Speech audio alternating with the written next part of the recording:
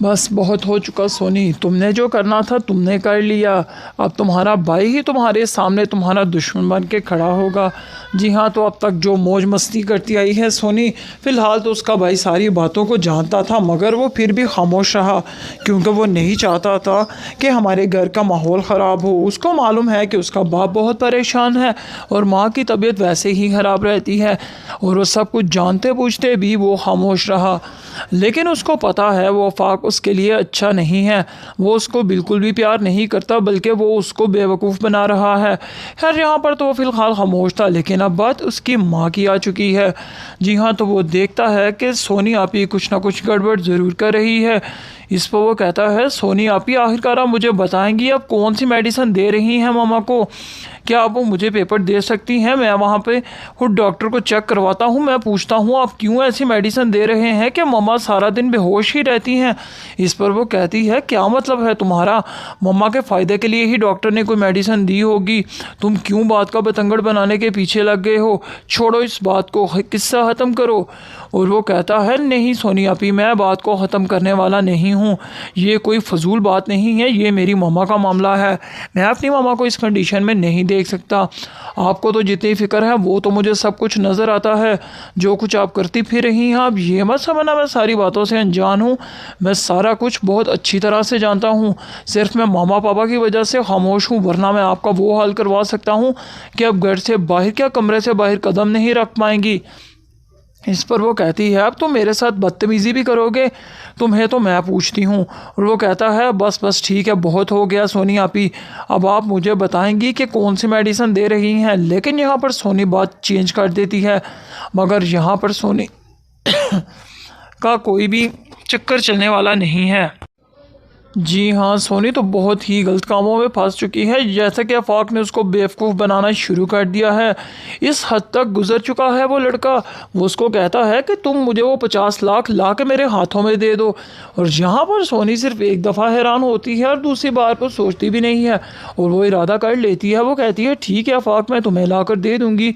ये क्या हो गया? सोनी तो बेवकूफ़ाना हरकतें करने जा रही है। अगर ऐसा हो गया तो बहुत ज़्यादा बदनामी होगी सोनी के बाप की भी और उसके घर वालों की भी। लेकिन सोनी को कुछ भी नज़र नहीं आ रहा, वो इश्क मशूकी के चक्कर में ऐसी पड़ी है कि उसकी आंखों पे तो इश्क की पट्टी बन चुकी है।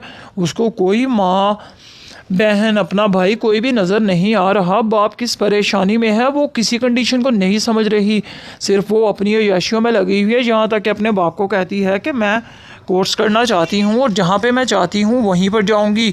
इस पर वो कहता है, तो जैसी तुम्हारी मर्ज़ी है, तुम जो चाहती हो तुम कर लो। लेकिन यहाँ पर इशरत एतराज़ करती है। वो कहती है, ये कोई कोर्स फोर्स नहीं करेगी, ये घर पे रहेगी और मेरा ध्यान रखेगी। इस पर वो गुस्से से माँ को देखती है और कहती है, अगर बाबा ने कह दिया है तो मैं करूँगी। आप वैसे भी मेडिसिन लेके सो जाती हैं और मैं घर में पड़ी पड़ी बोर हो जाती हूँ, मुझे मेरी ज़िंदगी जीने दें। इस पर वो कहता है, इश्ता तुम कोई रोक टोक नहीं करोगी मेरी बेटी के ऊपर, जीने दो उसकी ज़िंदगी, बाद में पता नहीं क्या हालात होते हैं शादी के बाद, अभी तो उसको उसकी ज़िंदगी जी लेने दो। खुदा का वास्ता है मेरी बेटी पर पाबंदियाँ लगानी बंद करो। खैर अब तो इशरत और हमज़ा को इस बात की तह तक जाना ही होगा, क्योंकि अब तो सोनी हदें पार कर रही है। लेकिन वहीं दूसरी तरफ बात करते हैं गुड्डी की। गुड्डी जो कि बहुत ज़्यादा परेशान होकर रह चुकी है। अब तो फातिमा आंटी भी बहुत ज़्यादा गुस्से में हैं। वो कहती हैं, किस किस्म की है तुम्हारी चची? बहुत ही जालिम किस्म की औरत है, इसका तो मैं वो हाल करूँगी। मेरी बेटी गुड्डी को परेशान करती है, मैं इसको अब छोड़ने वाली नहीं हूँ। वहीं पर जुगनू भी बहुत ज़्यादा परेशान होता है गुड्डी के लिए। जी हाँ, तो अब वो कोई ना कोई कदम ज़रूर उठाएंगे गुड्डी के लिए, नासिर भी। बस बहुत हो चुका सोनी, तुमने जो करना था तुमने कर लिया। अब तुम्हारा भाई ही तुम्हारे सामने तुम्हारा दुश्मन बन के खड़ा होगा। जी हाँ, तो अब तक जो मौज मस्ती करती आई है सोनी, फ़िलहाल तो उसका भाई सारी बातों को जानता था, मगर वो फिर भी खामोश रहा क्योंकि वो नहीं चाहता था कि हमारे घर का माहौल ख़राब हो। उसको मालूम है कि उसका बाप बहुत परेशान है और माँ की तबीयत वैसे ही ख़राब रहती है, और वो सब कुछ जानते पूछते भी वो खामोश रहा। लेकिन उसको पता है वो आफाक उसके लिए अच्छा नहीं है। वो उसको बिल्कुल भी प्यार नहीं करता, बल्कि वो उसको बेवकूफ़ बना रहा है। खैर यहाँ पर तो वो फ़िलहाल खामोश था, लेकिन अब बात उसकी माँ की आ चुकी है। जी हाँ, तो वो देखता है कि सोनी आपी कुछ ना कुछ गड़बड़ ज़रूर कर रही है। इस पर वो कहता है, सोनी आपी आखिरकार आप मुझे बताएंगी आप कौन सी मेडिसिन दे रही हैं मामा को?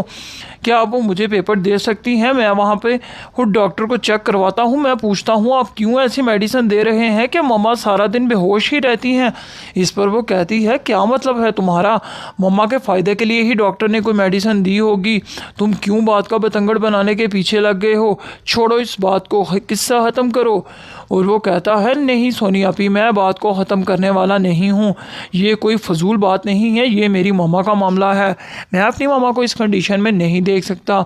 आपको तो जितनी फ़िक्र है वो तो मुझे सब कुछ नज़र आता है, जो कुछ आप करती फिर रही हैं आप ये मत समझना मैं सारी बातों से अनजान हूँ, मैं सारा कुछ बहुत अच्छी तरह से जानता हूँ।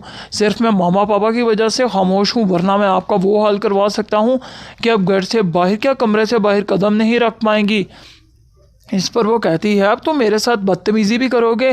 तुम्हें तो मैं पूछती हूँ। और वो कहता है, बस बस ठीक है, बहुत हो गया सोनी आपी, अब आप मुझे बताएंगी कि कौन सी मेडिसिन दे रही हैं। लेकिन यहाँ पर सोनी बात चेंज कर देती है, मगर यहाँ पर सोनी का कोई भी चक्कर चलने वाला नहीं है। जी हाँ, सोनी तो बहुत ही गलत कामों में फंस चुकी है, जैसा कि आफाक ने उसको बेवकूफ़ बनाना शुरू कर दिया है। इस हद तक गुजर चुका है वो लड़का। वो उसको कहता है कि तुम मुझे वो 50 लाख ला के मेरे हाथों में दे दो। और यहाँ पर सोनी सिर्फ एक दफ़ा हैरान होती है और दूसरी बार पर सोचती भी नहीं है, और वो इरादा कर लेती है। वो कहती है, ठीक है आफाक, मैं तुम्हें ला कर दे दूँगी। ये क्या हो गया, सोनी तो बेवकूफ़ाना हरकतें करने जा रही है। अगर ऐसा हो गया तो बहुत ज़्यादा बदनामी होगी सोनी के बाप की भी और उसके घर वालों की भी। लेकिन सोनी को कुछ भी नज़र नहीं आ रहा, वो इश्क मशूकी के चक्कर में ऐसी पड़ी है कि उसकी आंखों पे तो इश्क की पट्टी बन चुकी है। उसको कोई माँ, बहन, अपना भाई कोई भी नज़र नहीं आ रहा। बाप किस परेशानी में है वो किसी कंडीशन को नहीं समझ रही, सिर्फ वो अपनी अय्याशियों में लगी हुई है। यहाँ तक कि अपने बाप को कहती है कि मैं कोर्स करना चाहती हूँ और जहाँ पे मैं चाहती हूँ वहीं पर जाऊँगी। इस पर वो कहता है, तो जैसी तुम्हारी मर्ज़ी है, तुम जो चाहती हो तुम कर लो। लेकिन यहाँ पर इशरत एतराज़ करती है। वो कहती है, ये कोई कोर्स वोर्स नहीं करेगी, ये घर पे रहेगी और मेरा ध्यान रखेगी। इस पर वो गुस्से से माँ को देखती है और कहती है, अगर बाबा ने कह दिया है तो मैं करूँगी। आप वैसे भी मेडिसिन लेके सो जाती हैं और मैं घर में पड़ी पड़ी बोर हो जाती हूँ, मुझे मेरी ज़िंदगी जीने दें। इस पर वो कहता है, इश्ता तुम कोई रोक टोक नहीं करोगी मेरी बेटी के ऊपर, जीने दो उसकी ज़िंदगी, बाद में पता नहीं क्या हालात होते हैं शादी के बाद, अभी तो उसको उसकी ज़िंदगी जी लेने दो।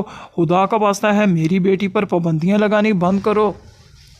खैर अब तो इशरत और हमज़ा को इस बात की तह तक जाना ही होगा, क्योंकि अब तो सोनी हदें पार कर रही है।